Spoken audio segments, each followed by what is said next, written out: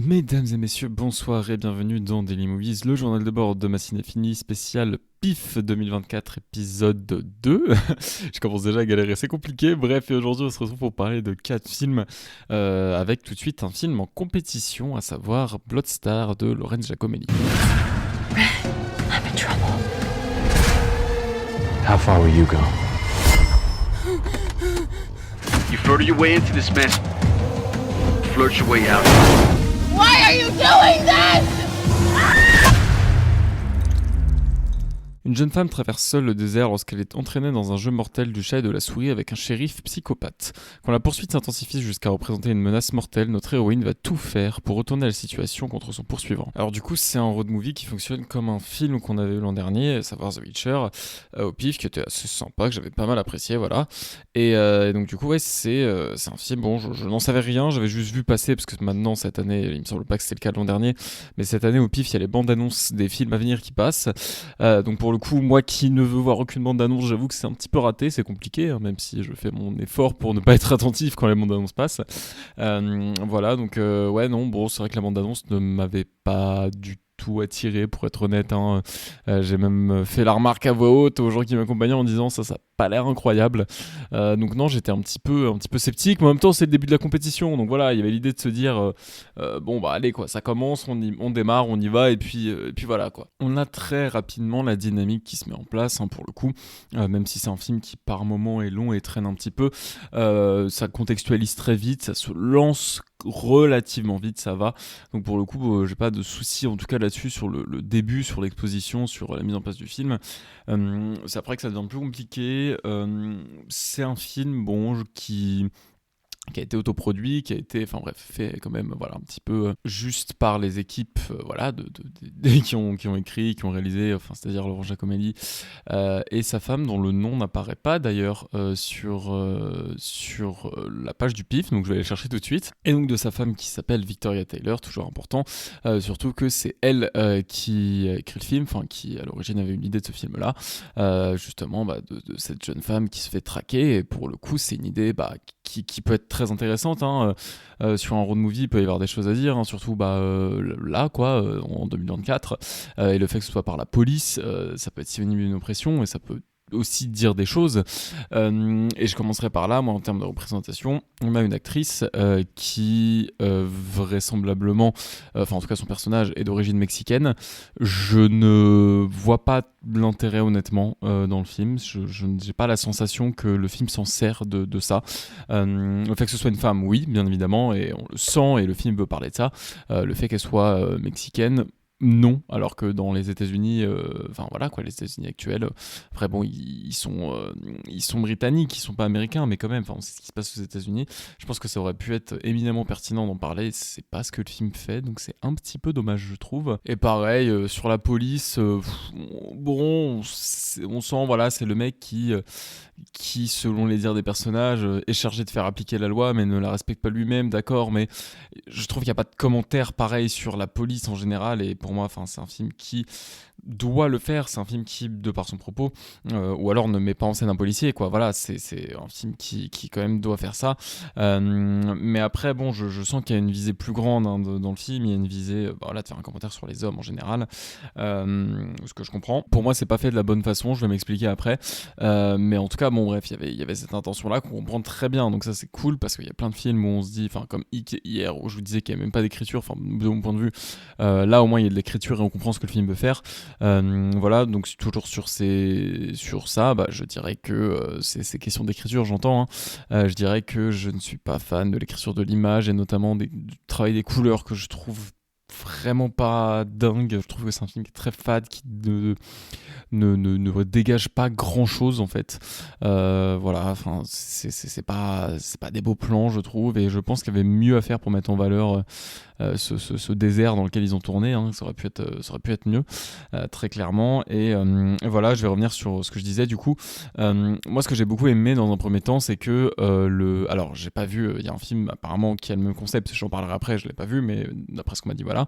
Mais j'ai beaucoup aimé que le policier, pendant les 3/4 du film, garde ses lunettes de soleil, parce qu'il y avait vraiment cet aspect, comment dire, déshumanisant, parce que, enfin, en tout cas, à mon sens, le regard regard, c'est quand même un des trucs qui humanise le plus, et avoir le regard de quelqu'un, c'est là où il y a le plus de choses qui passent, et voilà. Donc ne pas avoir son regard, c'était quand même très efficace. Il garde ses lunettes de soleil, on a vraiment ce truc froid, cet aspect vraiment monstrueux, quoi, où il fait même pas être humain.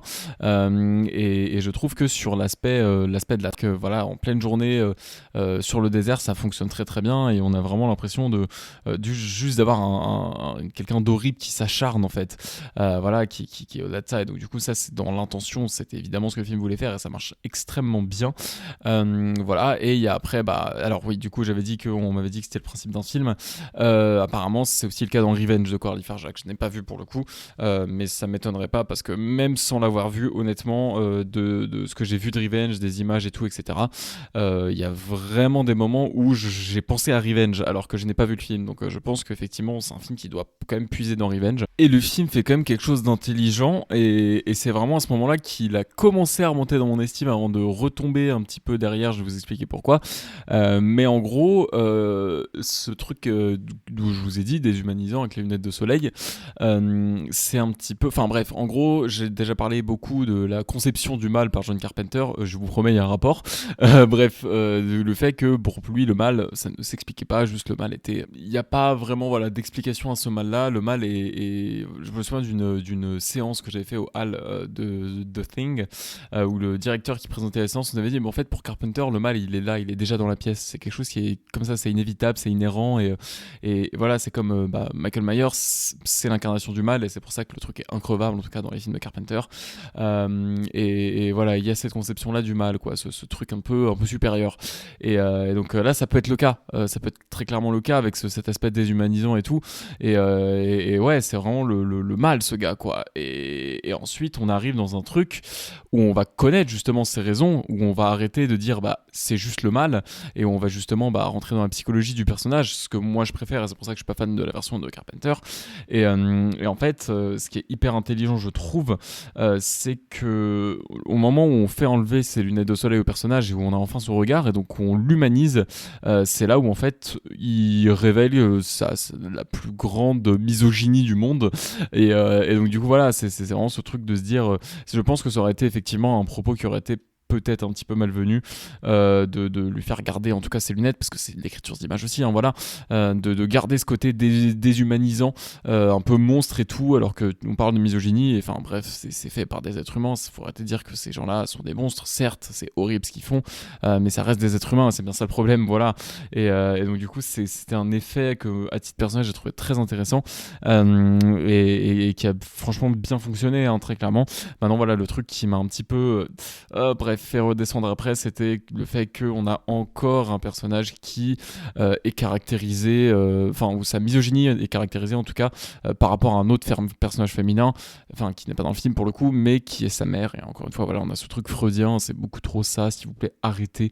Voilà, faites des personnages, si vous voulez dénoncer la misogynie, c'est vraiment bien, évidemment personne, si, il y a des gens qui vont dire mais c'est des cons, mais sinon personne ne va dire ne le faites pas, évidemment faites-le. Mais est-ce qu'on peut juste avoir des personnages qui sont misogynes parce que c'est des hommes? Parce que franchement, je suis désolé, mais la plupart des gens, après je vais pas faire des généralités, mais je veux dire, on est dans un système qui est patriarcal, et pardon, mais non pas pardon, mais le patriarcat, entraîne aussi cette misogynie là. Il n'y a pas besoin à chaque fois d'avoir des personnages féminins qui sont à l'origine d'une misogynie. Pour le coup, je pense que c'est bien plus poignant et bien plus percutant si on va pas donner cette justification stupide, et juste c'est un homme, il a été élevé et formé entre guillemets dans cette logique patriarcale, donc il est misogyne. Je trouve ça bien plus puissant que cette idée stupide qu'on a déjà vu tellement de fois dans les scénarios. Donc voilà, ça m'a un petit peu, voilà, bon, bref, c'était pas bien écrit, c'était pas fin, et donc voilà, non, après c'est un film qui est longuet, qui ne propose pas grand chose en termes de mise en scène, qui est globalement très répétitif, hein. Bon, en soi, je veux dire, on n'est pas concerné, pas à fond dedans en fait, on n'est pas concerné, je trouve, mais il y a plein de trucs, pourquoi pas, je trouve que ça manque de logique dans les actions du personnage, voilà, mais bon, c'est un film qui Bref, premier film de la compète, je pense que je vais rapidement l'oublier, hein, très clairement, et même sur cette journée, très clairement, on a vraiment vu mieux, quoi.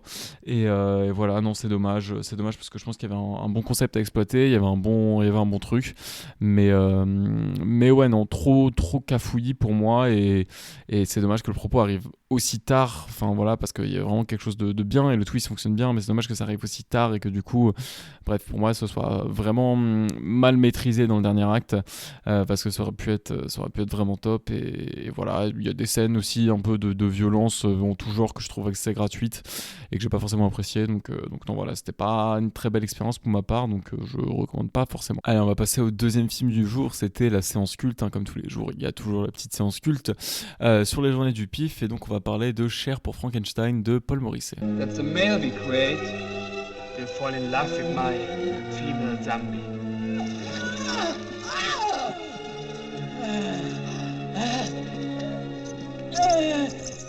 They will mate. She will bear me the children I want.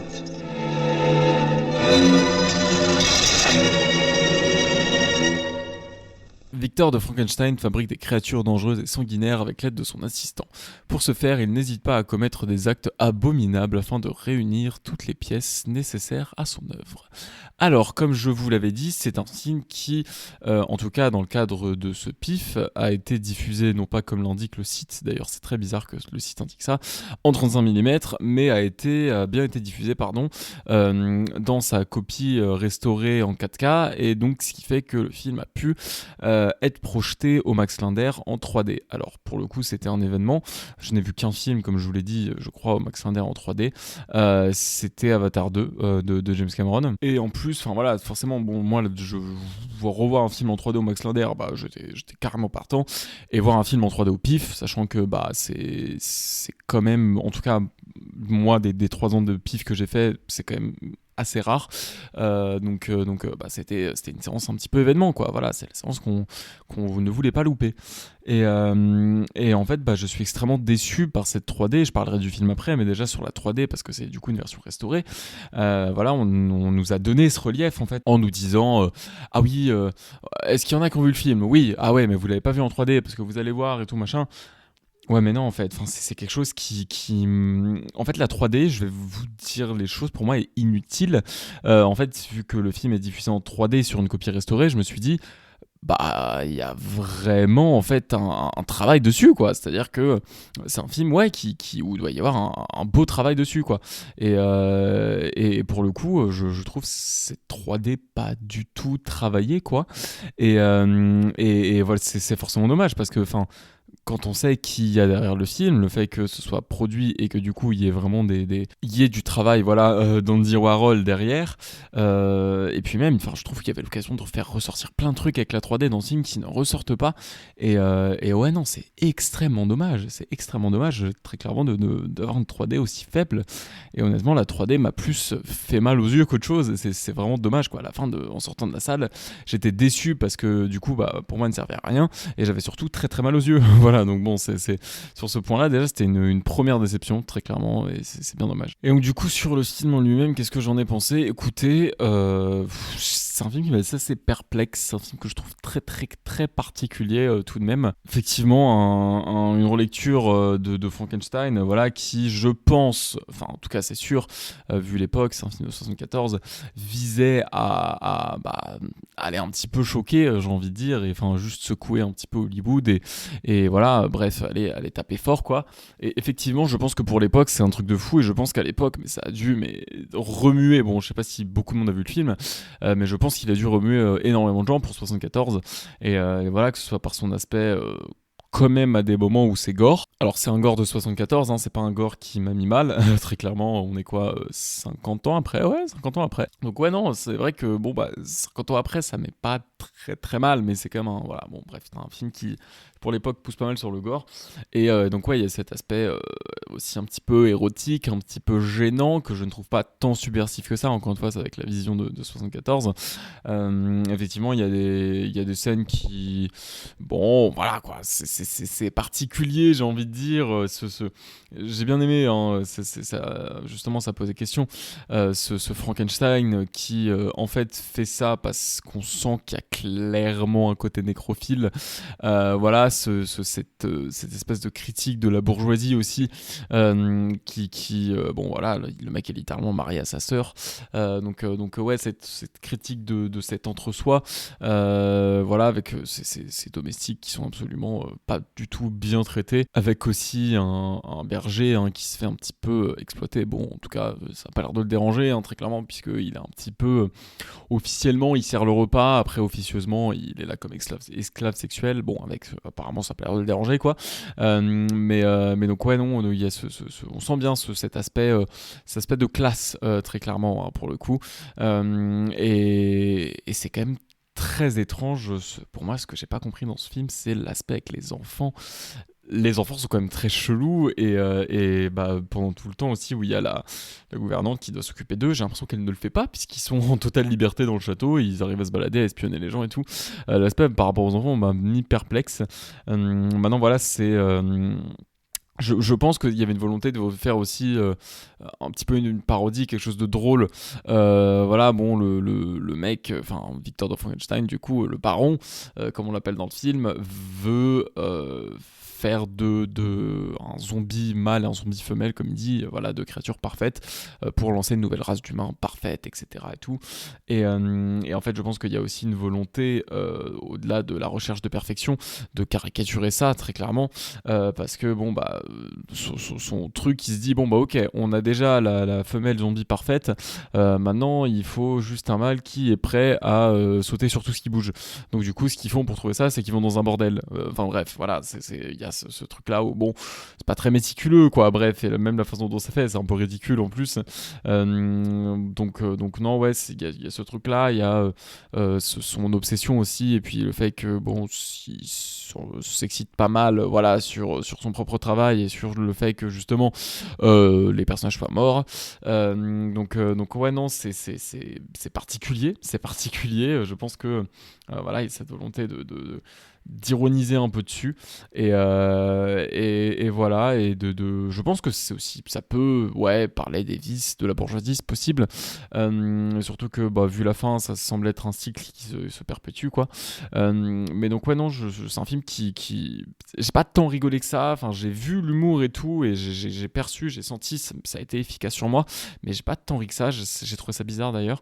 Voilà, et en fait c'est un film même par moments moi qui m'a surpris, dans le sens où j'avais l'impression qu'il y avait une vibe un peu gay parfois, très, très honnêtement, entre quelques personnages, hein. Je pense déjà la scène du bordel entre les deux amis. Je pense à parfois il y a une scène entre le serviteur et le baron, mais bref, il y a cette vibe là moi qui m'a un petit peu questionné où je me suis dit, est-ce que c'était volontaire, ou est-ce que je sais pas, est-ce que du coup vu qu'aujourd'hui on est beaucoup plus libéré, qu'on a beaucoup plus l'habitude de voir des films où il y a des relations homosexuelles, est-ce que peut-être on a interprété ça comme ça et tout, parce que du coup on a quand même 50 ans de cinéma où il y a pu y avoir des représentations comme ça, donc est-ce que c'est les codes qu'on a intériorisés qui m'ont fait dire ça, ou est-ce que c'était vraiment voulu, je ne sais pas.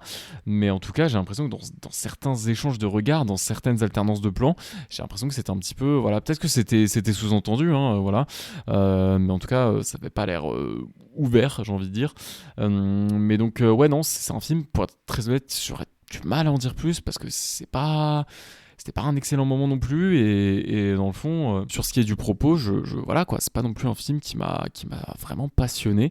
Là où d'habitude, les trucs un peu style Frankenstein, il y a toujours ce propos-là sur la création. Enfin, il y a vraiment pas mal de choses qui en dépendent en fait. Voilà, il y a toujours une bonne raison pour faire de la création, et en fait, on arrive toujours à dire des choses intelligentes avec ce propos de la création et la recherche de la perfection. Là, pour le coup, j'étais un petit peu dubitatif, je suis resté sur ma faim, et c'est malheureusement, je trouve, un film assez moyen, voilà, et donc bref, un petit peu déçu de cette séance culte.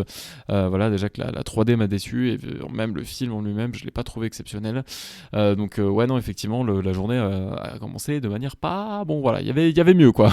Alors, on va maintenant passer à un autre film qui était présenté en compétition, un film qui est un premier film. On va passer à The Wailing de Pedro Martín Callejo. ¿Ese es Tom? No, he salido un momento. A ver, dime el ¿Está pasaporte, ahí? porfa. Pero si no hay nadie, amor.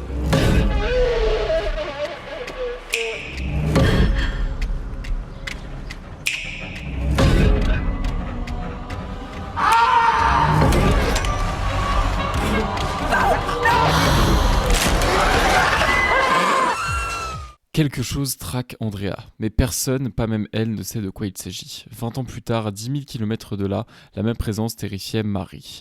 Camilla était la seule à pouvoir comprendre ce qui lui arrivait, mais personne ne la croyait. Face à cette menace, toutes trois ont entendu le même gémissement. Alors du coup, le réalisateur est, comme je l'ai dit, a réalisé avec ce film son premier long métrage. Il n'avait fait qu'un court métrage avant, et selon la petite description du PIF, il a brillé dans le clip vidéo. Et donc du coup, voilà, il y a cette volonté de passer au cinéma, et du coup c'est un film d'horreur qui a été choisi pour ce grand lancement dans le cinéma.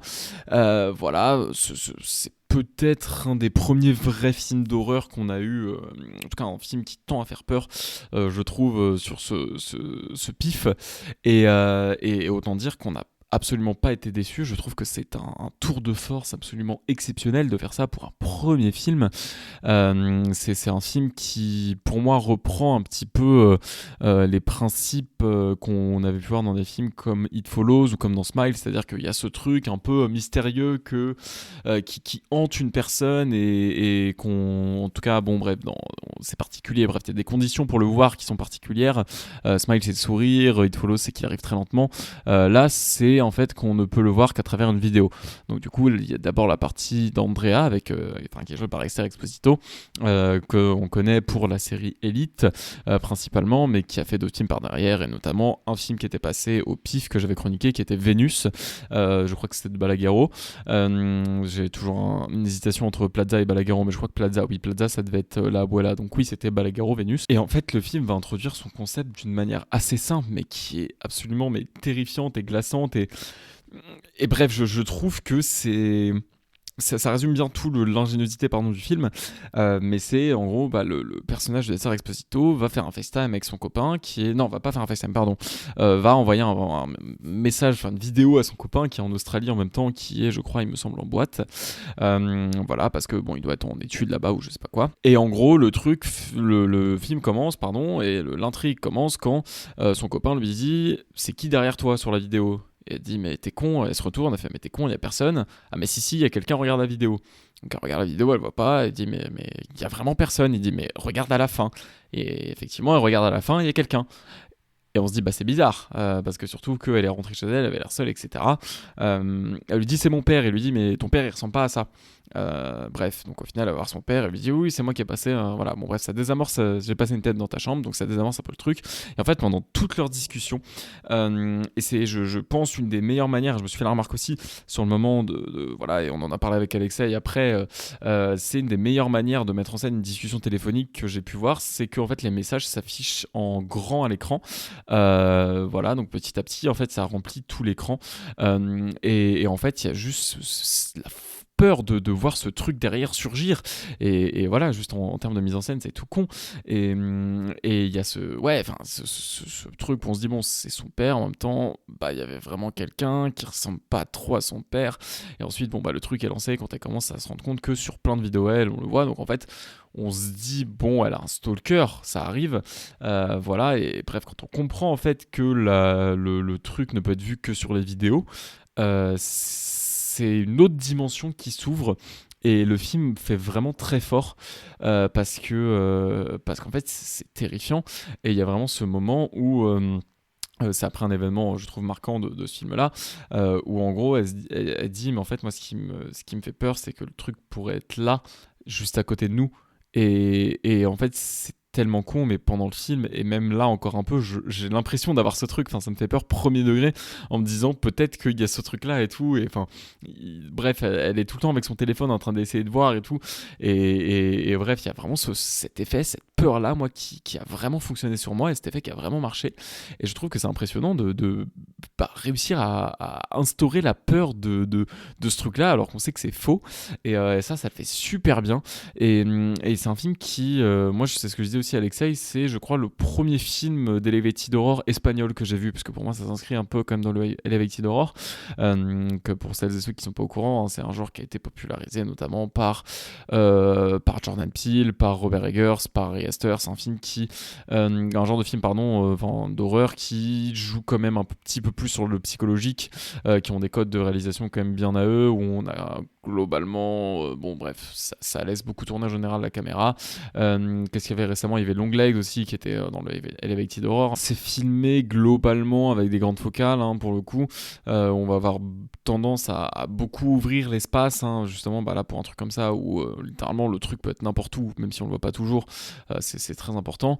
Et c'est un film qui va jouer avec pas mal de codes de l'horreur, notamment les jumpscares. Et il y a ce truc, mais cette scène, mais où on se dit oula, mais alors là ça va être. Bref, on sent le truc arriver en fait. Enfin bref, le film arrive à vraiment, nous amener à un endroit. Bref, c'est super bien fait. Je dis beaucoup de fois bref. Et donc oui, non, c'est ce moment où en fait elle est avec son téléphone, parce que du coup c'est pas obligé que elle soit en train d'enregistrer une vidéo pour le voir. C'est juste elle le regarde à travers la caméra de son téléphone et elle le voit. Et donc du coup en boucle, parce qu'elle n'arrive pas à dormir, elle fait caméra avant, elle switch sur la caméra arrière, caméra avant, caméra arrière. Donc à ce moment-là on se dit bon, il va y avoir jumpscare, c'est sûr, on s'attend à ce qu'il y en ait un. On regarde chaque endroit de sa caméra de téléphone et tout, et au final le film arrive à vraiment nous surprendre là-dessus. Enfin bref, c'est con, mais c'est vraiment comme ça tout le film. C'est un des moments où on s'attend à des trucs et en fait finalement non.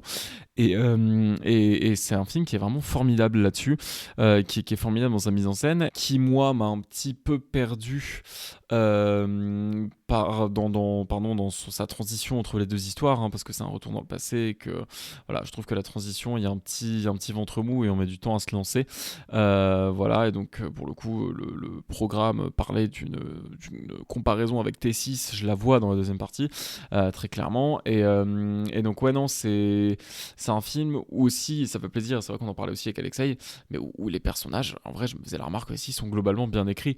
Il y a un moment où je me dis ok, là elle va faire un choix de merde. Bref, c'est le personnage de Esther Exposito qui s'enfonce dans un immeuble, et en gros ses amis sont restés dehors, et elle toque à la porte en disant mais vas-y, ouvre-nous, qu'est-ce que tu vas faire et tout machin. Ok, ouvre-nous quand même. Et je me dis bon, elle va absolument pas aller leur ouvrir, elle va juste explorer le truc elle-même et elle va se faire défoncer. Elle leur ouvre la porte. Voilà, donc c'est des personnages qui font des bons choix, qui ont des choix logiques. Ça fait plaisir dans des films d'horreur, parce que généralement c'est très très con des personnages de films d'horreur. Là ça fait quand même plaisir à voir, et voilà, donc il y a cet aspect là qui est très très très très cool, et puis il y a cet aspect globalement où c'est quand même, quand on y pense, que des femmes. Certes c'est quand même centré sur une seule famille, l'espèce de malédiction, ça ne reste que des femmes à qui ça arrive, et voilà, bon, c'est quelque chose qui résonne fort, je trouve, quand on voit la fin du film. Donc ça peut être interprété, je pense, de pas mal de façons, Au début je me suis dit c'est peut-être une métaphore de tout ce qui est trauma, parce que ou de la vie, juste tout simplement, qui vient et qui prend les gens comme ça, et qui voilà, bon, ou des maladies mentales aussi, ça peut être ça. Et en fait, à titre personnel, j'ai plutôt envie d'y voir, enfin c'est pas j'ai envie, c'est que je pense que c'est l'explication la plus pertinente de ce truc, c'est que pour moi c'est une représentation patriarcale, du patriarcat en tout cas, et de ce truc où les femmes sont constamment sous oppression, où elles ont peur constamment, etc. Surtout que c'est littéralement la créature, c'est littéralement un vieux mec blanc, donc pour le coup non, je pense que c'est vraiment ça que ça veut raconter, et voilà, un film voilà qui veut parler de ça, qui veut parler c'est pas de la misogynie, contrairement à Bloodstar, mais bon voilà, c'est quand même un film qui a cette vocation là, de parler de patriarcat et de domination des hommes, et enfin je pense, en tout cas à titre personnel, c'est vrai que je dis ça, mais bon, je suis pas resté pour le Q&A, donc je n'en sais rien, mais en fait pour moi j'ai l'impression que c'est ça, et je trouve que ça fait assez bien, et en tout cas si c'est pas ça, je trouve que c'est quand même ce que ça raconte malgré lui, donc c'est quand même positif. Et ouais, c'est un film pour ma part qui a quand même déjà grandi, qui a une plus grosse valeur que quand je suis sorti de la salle, et le fait d'en avoir parlé aussi, ça m'a aidé, et pour le coup j'avoue que bref, c'est un film qui je pense en tout cas m'a terrifié en fait. Voilà, je réalisais pas trop sur le moment, mais là en fait rien que d'en parler, d'être tout seul au moment où j'en parle, j'ai ce petit stress que j'avais pendant le film, et c'est quand même fort d'instaurer ce truc là, et voilà, je pense que c'est un film qui voilà va beaucoup me marquer. J'avais été très déçu et très critique sur Smile, à l'époque j'avais été le voir parce que je considérais que c'était juste un gros plagiat d'It Follows. Là je trouve qu'il y a un truc où on reprend un concept qui est similaire tout en s'appropriant vraiment le code et en faisant un film qui est vraiment propre à ça, au réalisateur, voilà, et propre à toute cette équipe. Et non, pour le coup, c'est absolument super. Voilà, enfin, je trouve qu'il y a des très belles représentations aussi, notamment à la fin sur de la sororité, mais pas que, hein, pour le coup. Et voilà, et je trouve qu'il y a cette palette de personnages et même le fait qu'il y ait cette diaspora, j'ai envie de dire, hein, voilà, que ça se passe à la fois en Espagne, par procuration en Australie, hein, par visio avec le mec de Esther, et qu'il y ait ce truc en Argentine, et où en Argentine en fait on a une Française, etc. Je trouve que cette diaspora est assez intéressante, et donc ouais, c'est des personnages, et surtout les personnages féminins d'ailleurs, qui sont très très intéressants, vraiment bien joués pour le coup, et voilà, en vrai je suis très content moi de voir Esther Exposito dans des films comme ça, parce que pour le coup c'est une actrice que j'aime plutôt bien, et voilà, bon bref, c'était tout là-dessus, hein, mais voilà, en tout cas je suis très content d'avoir vu un film comme ça au pif, hein. Je pense que ce sera très clairement dans le très haut du panier de ce qu'on va voir cette année, et ouais, franchement, allez voir The Wailing. Il sort en salle en plus, hein, même si vous n'allez pas au pif, il va sortir en salle en 2025, donc n'hésitez pas à aller le voir. Moi je retournerai le voir très clairement, et voilà, un excellent film, et voilà, qui fait très bien fonctionner tout ce qui est un petit peu caméra, qui fait très bien fonctionner ce concept à la It Follows, et qui voilà, je pense, arrive à vraiment s'approprier des codes, et vraiment à les transformer pour potentiellement en poser des nouveaux, parce que c'est un film qui peut vraiment inspirer, je pense, s'il est vu d'autres cinéastes, et donc franchement, non, chapeau, un excellent film, et voilà, comme je le pressentais, pour le coup, c'était très bien. Allez, on va maintenant passer au dernier film que j'ai vu aujourd'hui, un film de la séance parallèle. Donc c'est des films qui sont pas forcément fantastiques, qui touchent un petit peu au genre, mais pas trop, hein, la séance parallèle, et on va passer à Southern de Freddie McDonald. If I were to tell you why I did what I did, when I was broke and alone, would you pity me? Or would you say that my actions were justified?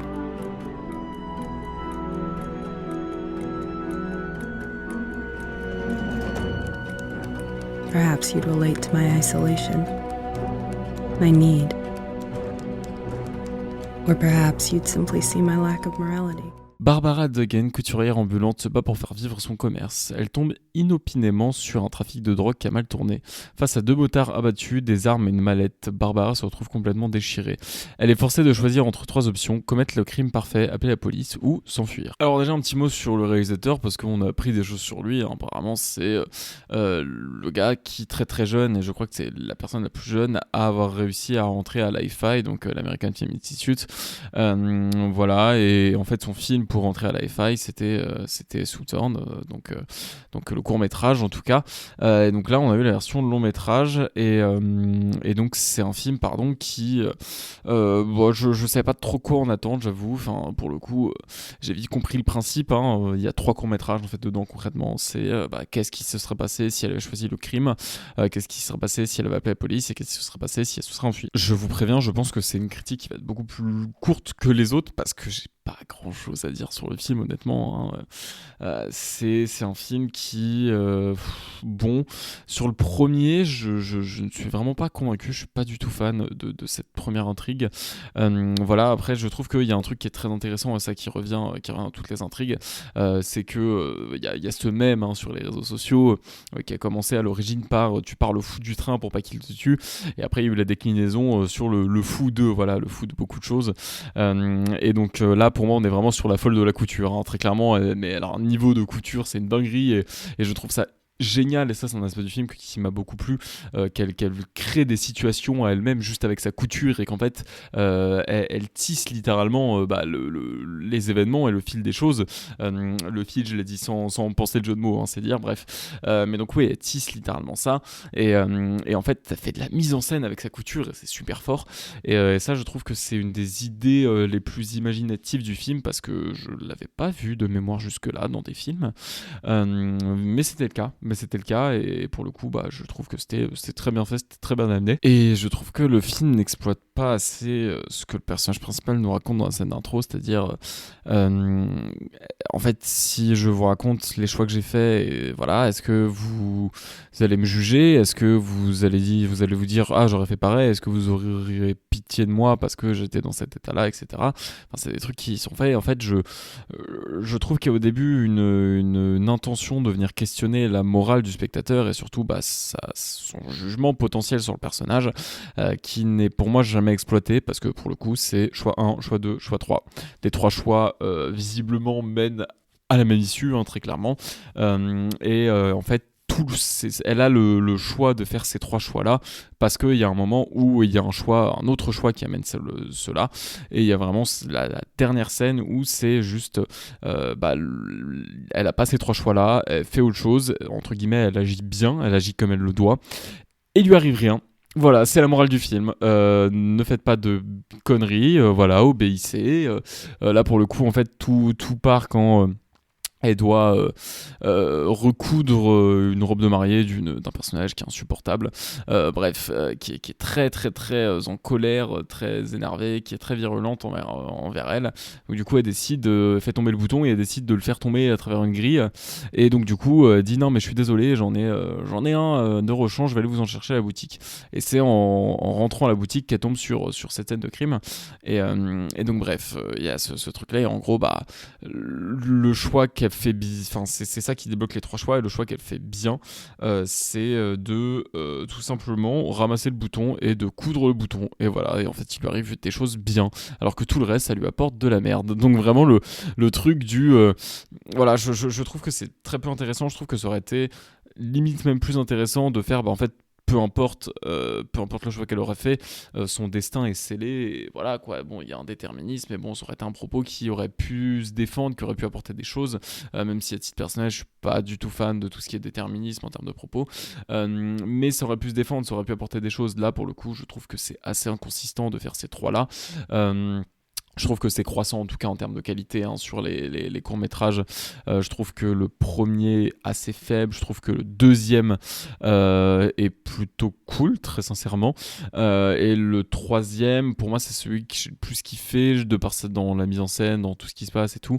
Et je trouve en termes de relations entre les personnages, parce que bon voilà, il y a en fait un trafic de drogue, bon il y a un motard qui, bref voilà, le dealer, il y a celui qui était censé récupérer tout ça, qui est le fils d'un mec d'une famille qu'apparemment il faut pas faire chier, et il y a le père aussi, et donc bref c'est la fois où le père est le plus là, et en fait où on a le plus le père et le fils en même temps, et donc forcément ça développe des choses assez intéressantes en termes de personnes, pour l'histoire des personnages, choses qui ne peuvent pas être développées plus tôt puisque le père n'est pas présent dans tous ces trucs là, donc voilà, pour le coup il y a bref quelque chose qui marche pas mal en tout cas dans ce dernier segment, je trouve. Le fait qu'on tourne de personnages c'est pas mal, même s'il y en a qui reviennent tout le temps. Il y en a un, mais ce Oscar, faut qu'on en parle. Oscar, vraiment, le gars, le fou de la couture avec elle. Le gars est vraiment obsédé par sa couture qui fait. Il veut faire un cadeau d'anniversaire à sa femme, de mariage à sa femme. Et donc, vraiment, dans la première partie, vraiment, ce moment, il rentre où il y a du sang par terre, mais il rentre dans la boutique et il fait ouais, non. Bref, voilà, il remarque pas le sang. Le gars rentre, tout est normal pour lui. Bref, donc vraiment, ce Oscar m'a beaucoup fait rire. Et donc, ouais, non, c'est un film qui progresse de segment en segment, même si ça reste, je trouve, très plafonné en termes de niveau et qu'on s'ennuie un petit peu. Et c'est vrai qu'à la fin du deuxième segment, j'étais en mode oh putain, il reste le troisième. Donc voilà, même si c'est celui qui développe des trucs les plus intéressants, c'est vrai que c'est un film qui est assez moyen. Je trouve qu'avec le concept qu'il avait, parce que ce truc de la couture c'est exceptionnel, même dans le truc qu'il a fait dans le deuxième segment, cette espèce de bref, c'est incroyable en termes de ses skills en couture, en fait, sont exceptionnels et ça apporte des choses très très cool. Et voilà, et puis même avec ce truc des choix et de la morale, c'était des trucs qui sont hyper intéressants. Mais pour autant, j'ai pas l'impression que ce soit un film qui en fasse quelque chose de bien. Et c'est un film que j'ai plus trouvé moyen qu'autre chose. Et c'est dommage parce qu'en vrai, je pense qu'aussi il y avait un potentiel. Alors, je vais pas dire que c'est mauvais, je dirais que c'est moyen. Et voilà, ça aurait pu être bon. Et du coup, voilà, je trouve ça fortement dommage. Et bref, c'est vrai que bon, on avait vu The Wailing, très très bon film juste avant. Donc pour le coup, c'est dommage. C'est dommage, mais en tout cas, voilà, c'était un film qui était assez mid. Allez, c'est la fin de cet épisode. Je suis désolé, j'ai beaucoup bégayé par moment. En même temps, j'enregistre ça quand je rentre. C'était une grosse journée avec 4 films, donc pour le coup, voilà, j'étais un peu fatigué. Des fois, c'était un peu compliqué de parler. Mais bref, j'ai été au bout. Alors du coup, demain, comme je l'avais déjà annoncé, je ne vois qu'un film, à savoir Strange Darling, qui est en compétition. L'autre film en compétition, c'est Escape from the 20th Century, que j'ai déjà vu au pif. Donc n'hésitez pas du coup à aller écouter si vous voulez. Mais donc du coup, j'ai dit que demain, il n'y aurait pas d'épisode, parce que bon, je ne veux pas faire un épisode sur juste un film en tout cas, et donc voilà, je le calerai dans un autre endroit, je sais pas quand, peut-être lundi. Je crois que je vois que 3 films lundi entre guillemets, voilà, donc peut-être que je le calerai sur l'épisode de lundi, peut-être que ce sera sur mardi, je sais pas. Mardi, je suis censé faire toute la journée, donc je pense que ce sera lundi ou dimanche. Voilà, Strange Darling, et donc voilà, donc pour le coup, le prochain épisode que vous aurez, ce sera sur la journée de samedi, qui est très chargée avec les 2 films primés à Strasbourg, Dead Talent Society, You Are the Universe, Demolition Man, et puis la séance de minuit. Voilà, bon, bref, ce sera des séances qu'on débriefera si je ne suis pas totalement mort d'ici là, ce qui risque d'arriver, très clairement. La fatigue va vite te faire ressentir, très clairement. Voilà, donc j'espère que cet épisode vous a plu, si c'est le cas, n'hésitez pas à le partager et à parler du podcast autour de vous, et pour ma part, je vous dis à dans 2 jours pour un nouvel épisode.